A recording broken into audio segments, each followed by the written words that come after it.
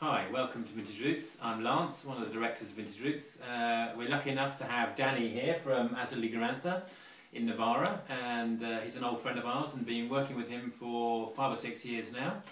And we just wanted to take the opportunity for him to show you a couple of his wines. Firstly the Fiesta and then the Abril de Azul y Garanza.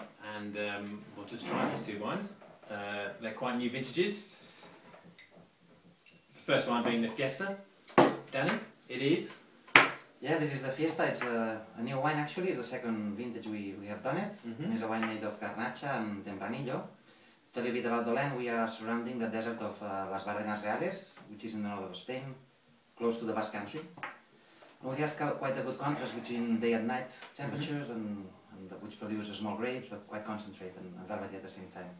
And the concept of this wine to make it young, fresh, with not too much alcohol, really fruity, and yeah, a pleasure of wine, a Fiesta wine. It is a Fiesta wine. It has a lovely aroma, very silky, smooth as well on the palate, and it's just lots of juicy fruit with very low tannin content, and it's just too easy to drink really. It's a pleasure. It's been very popular the last vintage, and now we're moving on to 210, which we feel is even better, so we're very pleased with that. But he makes a number of wines there, and he moves on up to a secondary wine called Abril de Azul y Garanza, which is a slightly different blend of grapes, I believe, isn't it? Exactly. There is more Tempranillo in this blend, a bit of Cabernet Sauvignon as well, and also the Tempranillo grapes are a bit selected from the older vineyards and a bit more concentrated, a bit more complex. But it's still what we call a young wine. There's been no oak aging on this wine. No, again, it's ready to drink. It's not a wine to keep for many years. It's a wine. Not many. No. 2-3 years, it's fine. And all our wines are fermented actually in concrete instead of steel. This is a good thing also, because we think wine can breathe by being fermented in these concrete tanks. Yeah. And it's more stable the color and more soft in the mouth and nice. We like it. We like working in concrete. Good. No, well, I think they shine through really as two lovely, easy drinking wines, but definitely with a slight difference between the two of them. So worth trying, I would say.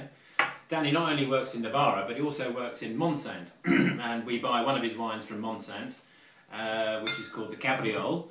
We were debating earlier on whether it's named after a goat or a deer, but we think it's a deer actually, a Catalonian deer, and there's a little one on the label here. Now this one is quite different beast altogether. It's a lot more full-bodied and is made with some different grape varieties, and it's been aged in oak, I believe, isn't it? So yeah, for 5 months. For 5 months. Yeah, this comes from southern Catalonia, in near to Tarragona, south of Barcelona, about 1 hour driving. And it's a place that is quite special. It's called Montsant, like Holy Mountain, in Catalan language. And it's a place with very mineral soils that gives this nice acidity in the mouth. Are wines that, although they are concentrated, they also have this nice freshness in the mouth. And this is coming because of this kind of soil with these little white stones we have there. And which grape varieties is he using in this one? It's Garnacha. Garnacha again. And Tempranillo. So the same blend of grapes actually, but in very different part of Spain, so producing a very different style of wine really. Nothing to do. Nothing to do with Navarra at all. So he makes 2 or 3 wines out from this estate, and this is again only his second vintage, I believe. So we're quite early days on in seeing the development of this vineyard, and we're very pleased with Cabriole. It's been a good success for us, and we look forward to bringing in different wines from him next year.